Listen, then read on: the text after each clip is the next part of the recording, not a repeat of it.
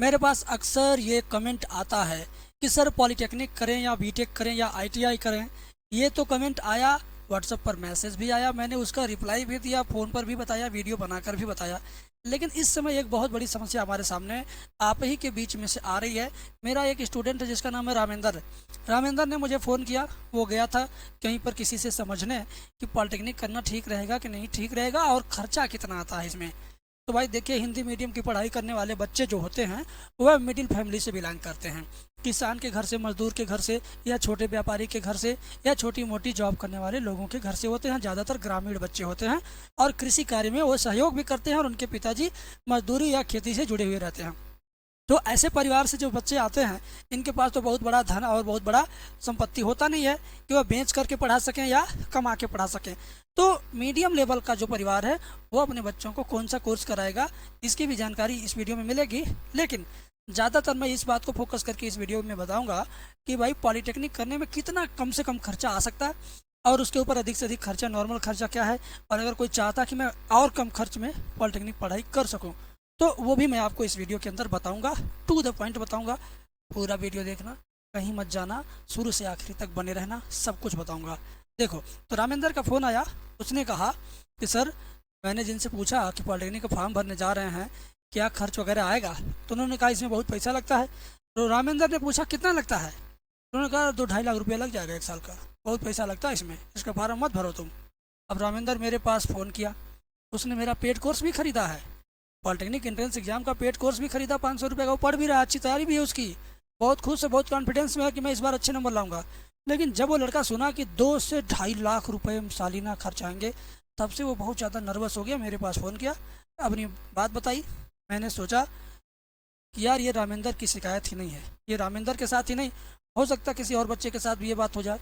तो रियल में कितने पैसे लगते हैं वो मैं बताऊंगा आपको, वीडियो लास्ट तक देखना, मज़ा आएगा। तो मुझे फ़ोन करके और भी जानकारी आप ले सकते हो, ठीक है?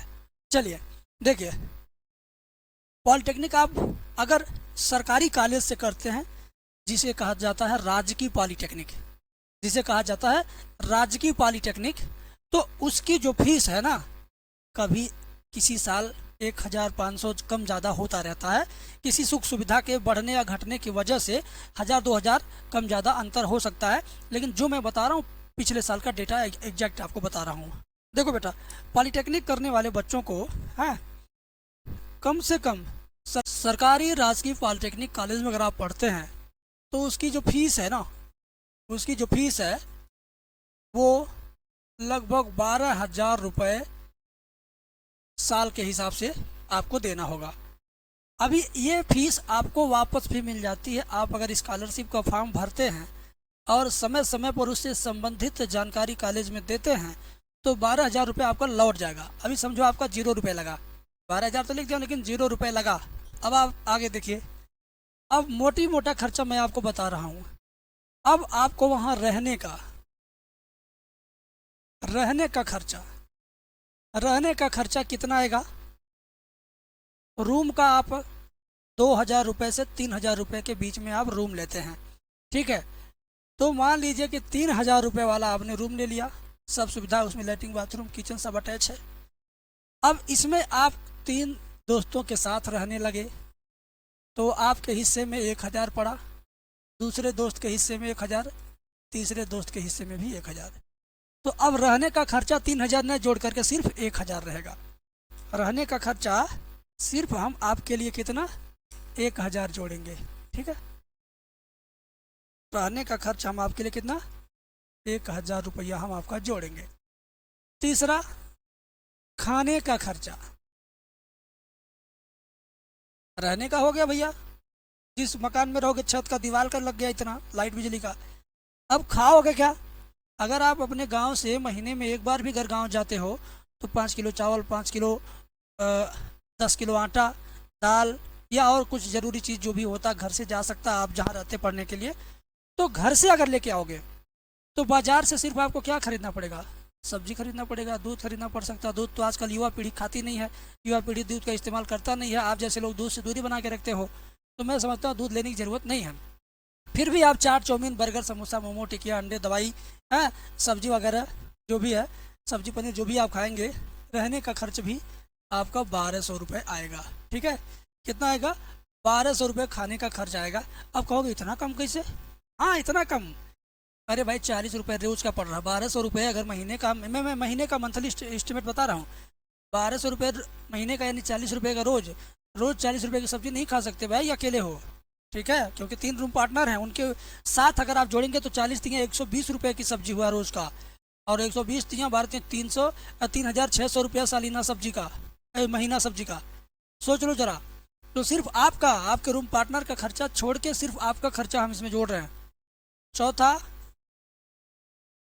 फीस आपने एक बार दे दिया, टेंशन खत्म। रहने का हर महीने लग रहा है, खाने का हर महीने लग रहा है। ठीक है, उसके बाद किताब कापी और कपड़ा लत्ता, जूता मोजा टाई बेल्ट ड्रेस वगैरह, ट्यूशन फीस वगैरह। तो एक्स्ट्रा में हम जोड़ लेते हैं स्टेशनरी, जिसको बोलते हैं स्टेशनरी। स्टेशनरी का खर्च वो भी मान लो बेटा 1000 रुपये आपका महीने का लगेगा, जिसमें आप किताब कापी पेंसिल इरेजर चाय पानी सब इसी में जोड़ लो, क्योंकि हर महीने कापी नहीं, हर महीने किताब नहीं लेना है। तो ये 1000 रुपया मैंने फालतू अपने पास से जोड़ा है। ये आप घर जाओगे, इसमें आपके घर जाने का किराया, घर से वापस आने का किराया। ठीक है, और इसमें आप किसी दिन मान लीजिए तबीयत खराब है, हरासमेंट है, सर्दी जुकाम की दवा भी इसी में है। और इसी में मान लीजिए सरफ साबुन है, ठीक है, तेल है, कंघी शीशा है, तमाम चीज़ें हैं। और हो सकता है आप ठेले वाला कोई आइटम खाना पसंद करें, चाट खा लें, चाउमीन खा लें, समोसा खा लें, या कहीं कुछ एक्स्ट्रा चीज़ें इंजॉय कर लें। तो वो सब कुछ मैं 1000 में ऐड कर दिया हूँ। तो अब साफ साफ आप देखिए 1000 रुपये में आपकी अन्य चीज़ें भी सम्मिलित हो रही हैं। फीस 12,000 लगेगा, स्कॉलरशिप में 12,000 वापस आ जाएगा। तो इस चीज़ को आप जीरो के बराबर लीजिए। इसको आप किसके बराबर? जीरो के बराबर लीजिए। 000 रुपये। ठीक है, आप उसको कैसे ले रहे हैं? 000 रुपये। अब बेटा ध्यान से सुनिएगा, ये 1000, ये 1200, ये 1000, ये हर महीने में मोटी मोटा सब तरीके खर्चा इसमें जोड़ दिया हूँ। अब आप टोटल कर दीजिए। अब आप टोटल कर दिए 1000 1200 22, 22 में 1000 और जोड़ देंगे तो 3200 रुपये आपके महीने के खर्चे हैं। अब मैं बताता हूँ तरीका, मेरे तरीका से। ये एक साल का कितना होगा? 12 3 36, हाँ 12 3 36, अरे 3200 गुड़े 12 करो। 12 सुना सुनना, 12 सुना सुनना, 12 दूनी 24 को 4 हासिल 2, 12 3 36 2, 38, 38,400 रुपया आपका साल भर का हो रहा। कितना हो रहा? 38,400। ठीक है, तो मेरे मित्रों अब मैं बता रहा हूँ मेरा ट्रिक, देखिए क्या होता है। टोटल आपका एक वर्ष का हम निकालेंगे तो 3200 गुणे 12 करेंगे तो ये आएगा 38,400। ठीक है,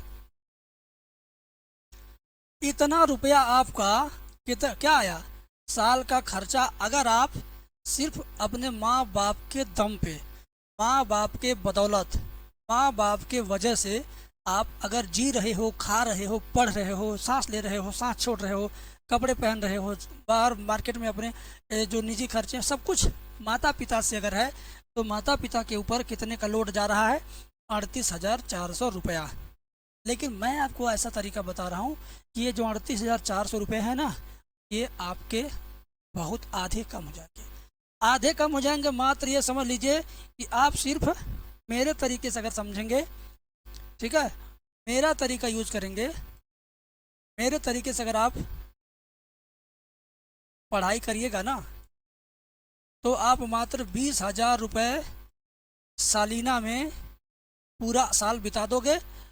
बाकी जो 20,000 के ऊपर है 18,000, 38,400 में से 20,000 घटा दो। ठीक है, तो कितना बचेगा बेटा? 18,400। वो भी इकट्ठा नहीं, रुक रुक के 18,400 रुपये के लगभग आप अपने माँ बाप से लोगे, लेकिन इकट्ठा नहीं लोगे, रुक रुक के लोगे। कभी 1,000, कभी 1,500, कभी 1,200, कभी 2,500, कभी 500, धीरे धीरे करते हुए सिर्फ ये माँ बाप से लोगे। बाकी ये 20,000 आपको मिलेगा कैसे? 20,000 आपका कम कैसे होगा? अब वो तरीका समझिए। 20,000 आपका कम कैसे होगा? देखो, आप जहाँ रहोगे, आप जहाँ भी रहोगे, जिस भी मकान में रहोगे, मान लो ये मकान है, ठीक है, मान लो ये क्या है, मकान है। आप इस मकान में किराए पर रह रहे हो दोस्तों के साथ, तो ज़रूरी नहीं है कि इस कमरे में, इस कमरे में, इस कमरे में भी छात्र हों, ठीक है। अगर मान लीजिए इसमें छात्र भी हैं तो फिर बगल में एक मकान रहेगा, इसमें भी 4 कमरे, 8 कमरे, 10 कमरे हो सकते हैं, फिर बगल में एक मकान रहेगा। ध्यान दीजिएगा, मैं कोई आपको बिजनेस नहीं बता रहा हूँ कि फेरी लगाना है घूम घूम के, कुछ नहीं। ये सब क्या है, ये सब बेटा मकान है बेटा। इन मकानों में क्या है, लोग रह रहे हैं। हो सकता है इसमें स्टूडेंट है, पॉलिटेक्निक वाले सब, ठीक है, पॉलिटेक्निक वाले सब स्टूडेंट इसी बीच वाले मकान में है मान लो, ठीक है।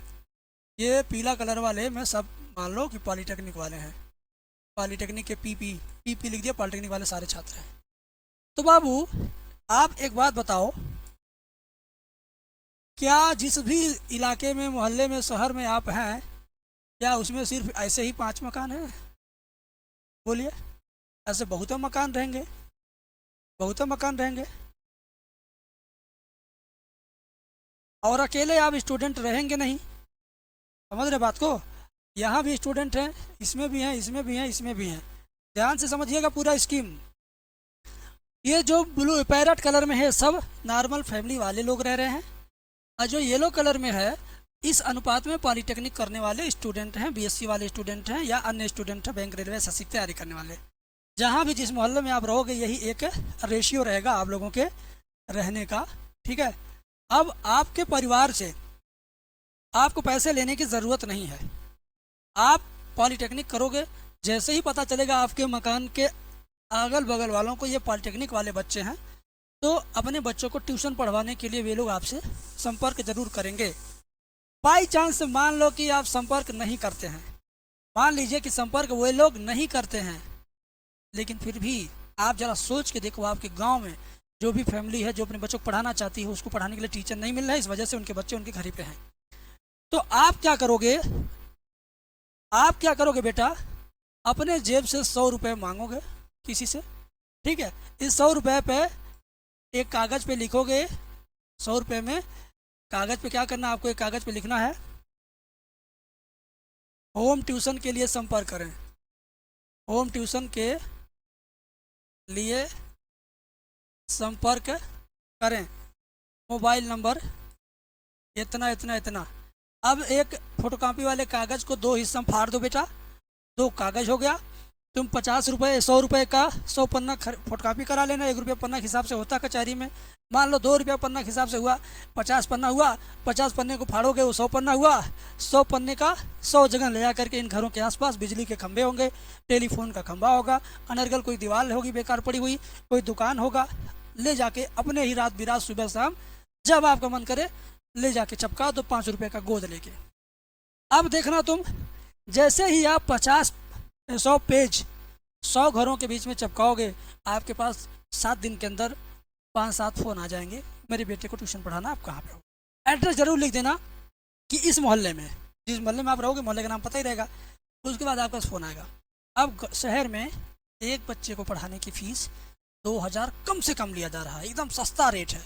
तो समझ लो आप कितना भी कम पाओगे, एक बच्चे को पढ़ाने का 2000 पाओगे। और अगर ऐसी व्यवस्था बन गई कि एक घर के या उनके पड़ोसी के घर के बच्चे 3 मिल गए, तो 3 बच्चों का 2-3 6,000 नहीं, आप इकट्ठा होलसेल रेट बना लेना कि हमको सिर्फ 4,000 दीजिए। 3 बच्चे ना हम 4,000 में पढ़ाएंगे, 5,000 पढ़ाएंगे, 4,500 में पढ़ाएंगे, 3,500 में पढ़ाएंगे, 3,000 में ही 3 बच्चों को पढ़ा देंगे। एक ही साथ एक डेस्क बेंच पे बैठा के आप अपने घर ना बुला के उनके घर, वे लोग अपने घर बुलवा पढ़वाते हैं शहर में। तो आप सोचिए आपको 3,000 रुपये महीने का, सिर्फ 1 घंटा समय निकालने से 3,000 महीने का आपको जॉब मिल गया, ठीक है। अब 3,000 महीने का आप जॉब कर रहे हो, पढ़ा रहे हो बच्चे को, कुछ तो कुछ ज्ञान हो ही रहा है, अंग्रेजी की कुछ मीनिंग सीख रहे हो, कुछ मैथमेटिकल इंग्लिश सीख रहे हो, कुछ जीके उसमें पढ़ा रहे हो, कुछ साइंस पढ़ा रहे हो, सब कुछ आपका नॉलेज बढ़ रहा है। यानी आपके पास क्या हुआ, आप अपना नॉलेज भी बढ़ा रहे हो, ठीक है, नॉलेज भी आपका प्लस हो रहा है, आपके पास पैसा भी अब प्लस हो रहा है। जो घर से आना था अब वो नहीं आएगा, उससे ज़्यादा आप खुद यहाँ बना ले रहे हो। अब सोचो, हमने कहा 3,000 रुपये महीने, बाई चांस मान लीजिए किसी महीने आप छुट्टी मार दिए या कोई गार्जियन कह दिया कि नहीं हम नहीं अब पढ़वाएंगे, फिर आप 100 रुपया खर्च करके चपका दो, फिर मिल गया। मतलब 3,000 रुपये महीने के हिसाब से अगर हम 12 का गुणा करें, हाँ, साल भर का, तो 36,000 रुपया आ रहा है। तो ये मत सोचना कि कोई भी गार्जियन 12 महीने ट्यूशन आपसे पढ़वाएगा अपने बच्चों को। हो सकता है कहीं वो चला जाए गर्मी छुट्टी मनाने, या बच्चे कहते हैं हमको अब दूसरे टीचर पढ़ना है, होता रहता है ऐसा। तो ओवरऑल 36,000 साल का नया करके अगर 8 ही महीना पढ़ेगा तो 3/24,000 आएगा आपके पास। बोलो, कुल मिला जुला के काट पीट के मान लो आप आ रहे जा रहे, उसी पैसे में से आप थोड़ा सा और अपना जेब खर्चा बढ़ा दिए, मन कर दिया कि कहीं दिन बढ़िया होटल में जा करके 300-400 रुपये का एक थाली भोजन मिलता है, ज़रा उसको भी खाने का टेस्ट करने का मन कर दिया। तो सब काट पीट के 24,000 में से, ये 24,000 था, आप तो 20,000 रुपये अपने पढ़ाई में तो लगा ही दोगे। ये ज़रूरी नहीं है कि आप 36,000 कमाओगे तो 36,000 के 36,000 अनर्गल खर्चा करके उड़ा दोगे। आप अपने माता पिता से पैसे लेना कम कर दो, कह देना हमको होम ट्यूशन मिल गया है, अब हमारा खर्चा चल जा रहा है, कभी नहीं चलेगा तो हम मांगेंगे, हमारे लिए 5,000 10,000 आप रखे रहिएगा संजोग से, कभी तबीयत ख़राब हो गया, दवाई की ज़रूरत पड़ी तो घर का पैसा आ जाएगा। ट्यूशन वाले पैसे को अगर सुरक्षित रखेंगे तो आप घर से भी नहीं लेंगे। तबीयत ख़राब हो गया, टाइफाइड होता है, पॉलिटेक्निक वाले फर्स्ट सेमेस्टर पास करते करते टाइफाइड भी पास करना पड़ेगा आपको, ठीक है। क्योंकि जब आप घर छोड़ के जाके रहते हो तो आपको रहने का तरीका नहीं पता होता, गंदगी और सफाई के बीच में अंतर आप नहीं जानते हो, तो उस चीज़ को कर नहीं पाओगे। टाइफाइड होगी, बुखार होगा, झेलोगे, घर आओगे फिर जाओगे, ठीक है। तो इन सब में पैसे लगने हैं, ठीक है। तो कुल मिला जुला करके बेटा, आप अगर, ठीक है, आप अगर इस तरह मोहल्ले में सिर्फ 100 रुपये खर्चा करोगे, 100 रुपये के खर्चा में आप साल का कम से कम 20 से 25,000 रुपया एकदम गिरते गिरते, हैं, गिरते गिरते कमा लोगे। अब मैंने जो बताया था, क्या बताया था, साल भर का लगता है 38,400। अब ये 20,000 रुपया आपने ट्यूशन से निकाल लिया, 18,400 या 18,000 को 19-20 मान लो, मात्र पूरे साल में मात्र 20,000 का खर्चा है। और मेरे रामेंद्र को किसी ने बताया कि 2-2.5 लाख का खर्चा है। जरा सोचिए, मान लो छात्रवृत्ति भी नहीं आया तुम्हारा 12,000, वो भी स्कूल का तुम्हारा लग ही गया, वापस नहीं आया तो भी कोई बात नहीं है, ट्यूशन तुम्हारा जिंदाबाद है। मेहनत से पढ़ाओगे, ईमानदारी से पढ़ाओगे तो ट्यूशन साल भर भी लोग पढ़वाएंगे, अगले साल भी पढ़वाएंगे, 2 साल 3 साल 4 साल पढ़वाएंगे, जब तक उनका मकान छोड़ के, जब तक तुम मना नहीं करोगे तब तक लोग पढ़वाएंगे। अब काम चोरी करोगे तो कहीं नहीं टिक पाओगे, काम चोरी करोगे तो अपने घर वाले ही लात मार के भगाएंगे, कहेंगे भाग यहाँ से, न करता है न करने देता है, ठीक है। तो भाई ओवरऑल इस वीडियो को देखने के बाद आपको आपको आपके दिमाग में क्या बैठ रहा है, पॉलीटेक्निक करने का, पॉलीटेक्निक का जो खर्चा है वार्षिक खर्च, अब आप मुझे बताओ 2,20,000 है क्या, या 2 लाख प्लस लगता है क्या, कि 20,000 प्लस लगता है? बोलो, ये 2 लाख प्लस लगेगा कि 20,000 प्लस लगेगा? आप बताना ईमानदारी से कमेंट सेक्शन में। जिसने भी मेरी ये वीडियो देखा है, जिसने भी मेरी वीडियो देखा है वो कमेंट करके बताएगा। जो वीडियो देखा ईमानदारी से वो कमेंट में लिखेगा 20,000 प्लस, और जो नहीं देख रहा है, जो मेरी बात से सहमत नहीं है, वो कमेंट में लिखेगा 2 लाख प्लस। आप कमेंट करिए जो आपको अच्छा लगता है, जो आपको समझ में आया है। आज के बाद किसी बच्चे को कोई गुमराह नहीं करेगा। जितने भी मेरे सब्सक्राइबर हैं, जितने भी मेरी वीडियो देखते हैं, सबको पता चल चुका है कि भैया कैसे पढ़ाई होती है, और यही सत्यता है। पॉलिटेक्निक वाले लगभग 80% बच्चों का यही हाल है, वे ऐसे ही पढ़ते हैं, ठीक है, ऐसे ही नॉलेज बढ़ाते हैं, ऐसे ही मज़ा आता है पढ़ाई में। बेस्ट ऑफ लक, मिलते हैं अगली वीडियो में, बहुत बहुत शुक्रिया।